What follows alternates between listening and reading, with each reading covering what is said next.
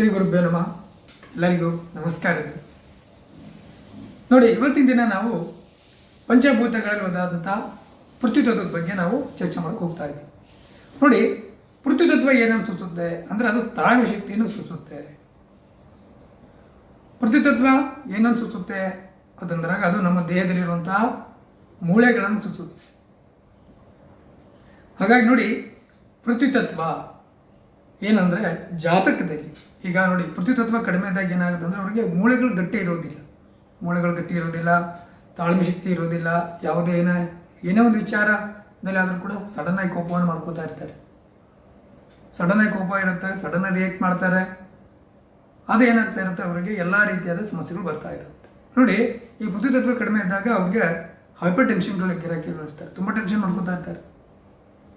ಆ ಟೆನ್ಷನ್ ಮಾಡ್ಕೊಳ್ಳೋದ್ರಿಂದ ಏನಾಗುತ್ತೆ ಅಂದರೆ ಪೃಥ್ವಿತತ್ವದವರಿಗೆ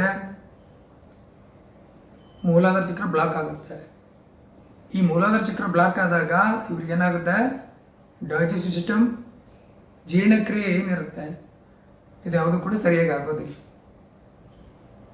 ಹಾಗಾಗಿ ಏನಾಗ್ತಾ ಇರುತ್ತೆ, ಅವ್ರಿಗೆ ತುಂಬ ಅಂದರೆ ತುಂಬ ಡೌಜಿನೆಸ್ ಇರುತ್ತೆ. ಹೇಳ್ಬೇಕಾ ಅಯ್ಯೋ ಇನ್ನೊಂದು ಸ್ವಲ್ಪ ಮಲ್ಕಿದ್ರೆ ಆಗಲ್ಲ, ಆ ಒಂದು ಇದು ಇರೋದಿಲ್ಲ.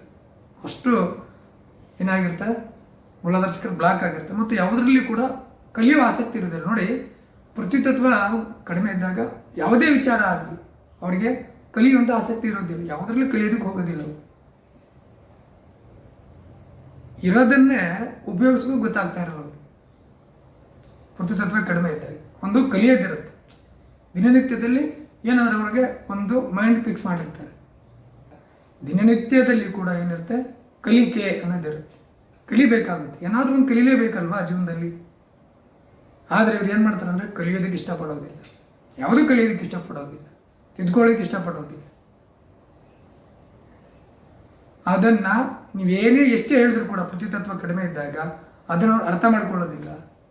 ಹಾಗಾಗಿ ಏನಾಗ್ತಾ ಇರುತ್ತಂದರೆ ಅವರಿಗೆ ಜೀವನದಲ್ಲಿ ಒಂದು ಉನ್ನತವಾದ ಹಂತಕ್ಕೆ ಹೋಗೋಕ್ಕೆ ಆಗ್ತಾ ಇರೋದಿಲ್ಲ. ಅವಾಗ ಅವರು ಏನು ಮಾಡ್ತಾರೆ, ಇನ್ನೊಬ್ಬರ ಮೇಲೆ ಗೂಬೆ ಕುರ್ಸೋಕೆ ಶುರು ಮಾಡ್ತಾರೆ. ನೀವು ಹೇಳ್ದಂಗೆ ಆಯಿತು, ನೀವು ಹೇಳ್ದಲ್ಲಿ ಹಿಂಗಾಯ್ತು ಅಂತೇಳಿ ಬೇರೆದವ್ರ ಮೇಲೆ ಏನು ಮಾಡ್ತಾರೆ, ಅವರು ಅಪವಾದನೆಗಳನ್ನು ಮಾಡುತ್ತಾರೆ. ಹಾಗಾಗಿ ಈ ಪೃಥ್ವಿತತ್ವ ಏನಂದ್ರೆ ಸಾಕು, ತಲೆ ಗೋಡೆಗೆ ಹೋಗಿ ಇಲ್ಲ ತಲೆ ಚಸ್ಕೋತಾ ಇರ್ತಾರೆ, ಇಲ್ಲಾಂದರೆ ಏನು ಮಾಡ್ತಿರ್ತಾರೆ, ಕೈಗಳು ತೊಗೊಂಡು ಹಣೆಗೆಲ್ಲ ಹೊಡ್ಕೋತಾ ಇರ್ತಾರೆ. ಆ ರೀತಿ ಸ್ವಭಾವ ಇರುತ್ತೆ. ಈ ಒಂದು ಪೃಥ್ವಿತತ್ವ ಕಡಿಮೆ ಇದ್ದಾಗ ಅವ್ರು ಯಾವುದರಲ್ಲಿ ಕೂಡ ಏನು ಮಾಡ್ತಿರ್ತಾರೆ, ಈ ರೀತಿ ಆ ಒಂದು ಸ್ವಭಾವವನ್ನು ಇಟ್ಕೊಂಡು ಬಂದುಬಿಡ್ತಾರೆ. ಒಬ್ಬ ಬಂದಾಗ ಹೋಗಿ ತಲೆಗೊದ್ದು ಗೋಡೆಗೆ ಚಚ್ಚೋದು, ಇಲ್ಲ ಕೈ ಎನ್ಸಿದ್ರೆ ಅದು ತೊಗೊಂಡು ಹೊಡ್ಕೊಳ್ಳೋದು, ಇಲ್ಲ ಯಾರಿಗಾರು ಹೊಡಿಯೋದು, ಇದೊಂದೇ ಮಾಡೋದು. ಹಾಗಾಗಿ ಏನಾಗ್ತೈತೆ, ಈ ತಾಳ್ಮೆಯ ಶಕ್ತಿ, ಈ ಪೃಥ್ವಿತತ್ವ ನಾವು ಅವನ್ನ ಸರಿ ಮಾಡ್ಕೊಳ್ಬೇಕು, ಬ್ಯಾಲೆನ್ಸ್ ಮಾಡ್ಕೊಬೇಕು. ಏನು ಮಾಡಬೇಕು, ಇದಕ್ಕೆ ದೇವರ ಧ್ಯಾನವನ್ನು ಮಾಡಬೇಕಾಗುತ್ತೆ, ಜಪವನ್ನು ಮಾಡಬೇಕು. ಎಷ್ಟು ದೇವರ ಧ್ಯಾನ ಜಪವನ್ನು ನೀವು ಮಾಡ್ತಾ ಬರ್ತೀರ, ಆ ಒಂದು ತಾಳ್ಮೆ ಶಕ್ತಿ ಬರುತ್ತೆ. ತಾಳ್ಮೆ ಶಕ್ತಿ ಬಂದಾಗ ನಿಮಗೇನಾಗುತ್ತೆ, ನಿಮ್ಮ ಯಾವುದೇ ಒಂದು ವೃತ್ತಿ ಜೀವನನೇ ಆಗಲಿ, ಬಿಸ್ನೆಸ್ಸಲ್ಲೇ ಆಗಲಿ, ಏನೇ ಒಂದು ಕೆಲಸವನ್ನು ಮಾಡ್ತಾ ಇದ್ದೀವಿ, ಕುಟುಂಬದಲ್ಲಿ ಒಂದು ಯಶಸ್ಸನ್ನು ನಾವು ಮಾಡ್ಕೋಬೇಕಂದ್ರೆ ಕೂಡ ಪೃಥ್ವಿತತ್ವ ಚೆನ್ನಾಗಿರಬೇಕಾಗುತ್ತೆ. ಹಾಗಾಗಿ ಈ ಪೃಥ್ವಿತತ್ವ ಕಡಿಮೆ ಇದ್ದವರು ಕಡ್ಡಾಯವಾಗಿ ಏನು ಮಾಡಬೇಕಾಗುತ್ತೆ, ಆ ಒಂದು ತಾಳ್ಮೆ ಶಕ್ತಿಗೋಸ್ಕರ ಇವರು ಇಷ್ಟ ದೇವರು ಯಾವುದೇ ಆಗಲಿ ಅವರವ್ರ ಇಷ್ಟ ದೇವರು, ಇದೇ ದೇವರು ಅಂತಲ್ಲ, ಇಷ್ಟ ದೇವರ ಒಂದು ಧ್ಯಾನವನ್ನು ಮಾಡಬೇಕಾಗುತ್ತೆ, ಇಷ್ಟ ದೇವರನ್ನು ಜಪವನ್ನು ಮಾಡಬೇಕಾಗುತ್ತೆ. ಈ ಧ್ಯಾನವನ್ನು ಜಪವನ್ನು ಮಾಡೋದ್ರಿಂದ ಅವ್ರಿಗೆ ಏನಾಗುತ್ತೆ, ತಾಳ್ಮೆ ಶಕ್ತಿ ಬರುತ್ತೆ. ಯಾರೇನಂದ್ರೂ ಕೂಡ ಅದನ್ನು ತಾಳ್ಕೊಳ್ಳುವಂಥ ಶಕ್ತಿ ಬರುತ್ತೆ ಅವರಿಗೆ. ಅವಾಗೇನಾಗುತ್ತೆ, ಈ ಒಂದು ಪೃಥ್ವಿತತ್ವದ ಕೊರತೆ ಏನಿರುತ್ತೆ ಅದು ಕೊರತೆ ಸರಿ ಹೋಗುತ್ತೆ. ಆವಾಗ ಆ ಒಂದು ಪ್ರಾಬ್ಲಮಿಂದ ಅವರು ಈಚೆ ಬರ್ತಾರೆ. ಈ ತೆಲ್ಲುಂದು ಇರ್ಬೋದು, ಅಥವಾ ಅವರಿಗೆ ಬೇರೆ ಬೇರೆ ರೀತಿಯಾಗಿ ಮಾತನಾಡೋದಿರ್ಬೋದು, ಈ ಥರದ್ದೇನು ಸಮಸ್ಯೆ ಇರುತ್ತೆ, ಎಲ್ಲ ಸಮಸ್ಯೆಗಳಿಂದ ಅವರು ಈಚೆ ಬರ್ತಾರೆ. ಹಾಗಾಗಿ ಪೃಥ್ವಿತತ್ವ ಏನನ್ನು ಸೂಚಿಸುತ್ತೆ ಅಂದರೆ ಅದು ತಾಳ್ಮೆ ಶಕ್ತಿ, ದೇಹದಲ್ಲಿ ಮೂಳೆಗಳನ್ನು ಸೂಚಿಸುತ್ತೆ. ಹಾಗಾಗಿ ಪೃಥ್ವಿತತ್ವ ಕಡಿಮೆ ಇದ್ದಾಗ ಅವ್ರಿಗೆ ಏನಾಗ್ತಾ ಇರುತ್ತೆ ಅಂದರೆ ಮೆಂಟಲಿ ಅವರು ತುಂಬ ವೀಕ್ ಆಗಿರ್ತಾರೆ. ಇದಿಷ್ಟು ಈ ಪೃಥ್ವಿತತ್ವದ ಒಂದು ಸಮಸ್ಯೆಗೆ ಪರಿಹಾರಗಳು. ಮತ್ತು ನಮ್ಮ ಮುಂದಿನ ವಿಡಿಯೋದಲ್ಲಿ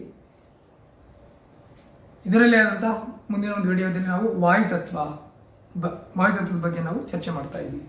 ನೋಡಿ, ಈ ಒಂದು ಪೃಥ್ವಿತತ್ವದ ಒಂದು ಮಹತ್ವ ಈ ರೀತಿ ಇರುತ್ತೆ.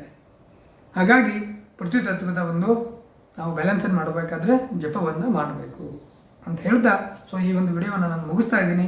ಎಲ್ಲರಿಗೂ ಕೂಡ ಧನ್ಯವಾದಗಳು. ಶುಭಂ ಭೂಯಾತ್.